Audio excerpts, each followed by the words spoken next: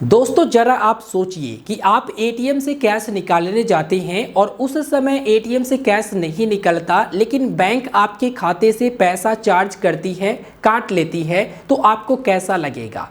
जी हाँ दोस्तों, एक नया चार्ज पंजाब नेशनल बैंक की तरफ से लगाया जा रहा, जो कि 1 मई 2023 से ये लागू कर दिया जाएगा। इसमें कहा गया है कि यदि आप एटीएम से पैसा निकालने जाते हैं और आपके खाता में पैसा नहीं होता है और कैश नहीं निकल पाता है, तो उस स्थिति में इनसफिशिएंट फंड करके ट्रांजैक्शन फेल हो जाएगा, कैंसिल हो जाएगा, जिसके कारण बैंक आपके खाता से 10 रुपया प्लस जीएसटी की चार्ज कर लेगी।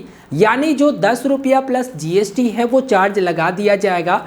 जितना बार भी ट्रांजैक्शन फेल होगा इनसफिशिएंट फंड वाला, मतलब जितना बार भी आप कैश निकालोगे, आपके खाता में पैसा नहीं है और कैश निकालने की कोशिश करोगे, उतना बार ट्रांजैक्शन फेल होगा और उतना बार 10 रुपया प्लस जीएसटी की चार्ज आपको देना पड़ेगा।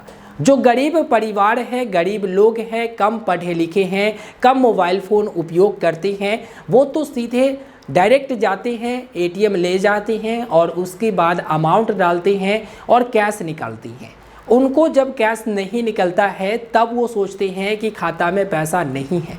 तो अगर आप ऐसा कर रहे हैं तो अब बैंक को फ़ायदा होगा, बैंक आपसे चार्ज लेगी।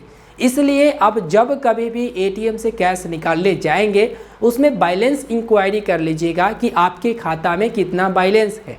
वैसे तो आप मोबाइल फ़ोन उपयोग करते होंगे तो बैलेंस चेक कर सकते हैं, आसपास में ब्रांच होगा वहाँ पर भी आप जाकर पता कर सकते हैं, या फिर एसएमएस के माध्यम से या व्हाट्सएप बैंकिंग के माध्यम से भी कर सकते हैं।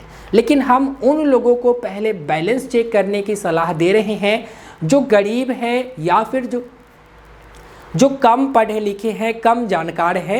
वो एटीएम में कैश निकालने से पहले अपने खाता का बैलेंस ज़रूर चेक कर ले और उतना ही कैश निकालने का अमाउंट दर्ज करे जितना आपके खाता में है और जितना निकल पाएगा। इसके साथ ही पंजाब नेशनल बैंक ने ये भी अपडेट दिया है कि जो डेबिट कार्ड और प्रीपेड कार्ड है जो जारी किया जाता है और जो रिन्यूअल चार्ज है, जो एनुअल मेंटेनेंस चार्ज है, उसमें भी वो छेड़छाड़ करने की बात कही है, यानी कि उसमें भी चार्ज बढ़ सकती हैं। इसके साथ ही ये भी बताया गया है कि यदि आप ऑनलाइन ट्रांजैक्शन करती हैं, जैसे अमेज़ॉन, फ्लिपकार्ट या फिर कहीं पर भी ऑनलाइन ट्रांजैक्शन करते हैं, और या फिर आप पीओएस जहां पर स्वाइप वगैरह करके आप ट्रांजैक्शन करते हैं और जितना अमाउंट का आप ट्रांजैक्शन कर रहे हैं उतना आपके खाते में पैसा नहीं है और ट्रांजैक्शन फेल हो जाता है, तो उस स्थिति में भी चार्ज लागू किया जाएगा, जो कि बहुत जल्द।